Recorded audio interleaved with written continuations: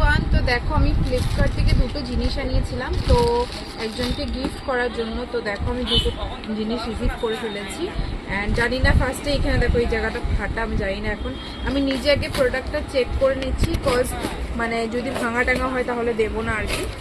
তো ফার্স্টে আমি খুলছি কীভাবে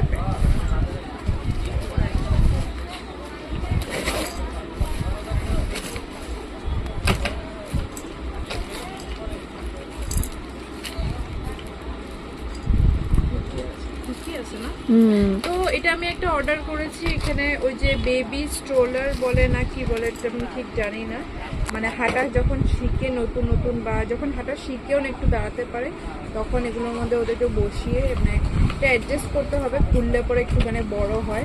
এখানে কিছু মিউজিকও আছে আই থিঙ্ক। তো যাই হোক, এটা একটা অর্ডার করেছি, এটা ইয়েলো কালারের মধ্যে এরকম।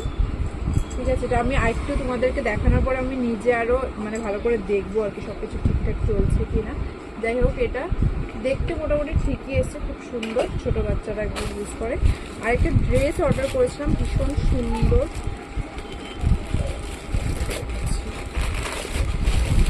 আমার তো মানে যখন দেখেছিলাম ড্রেসটা ভীষণ ভালো লেগেছে। দেখি ড্রেসটা কেমন এসছে।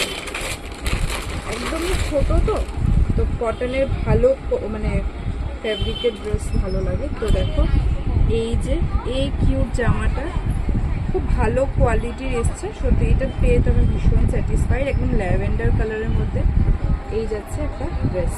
কেমন লেগেছে দুটো জিনিস তোমরা জানিও। Thank you so much.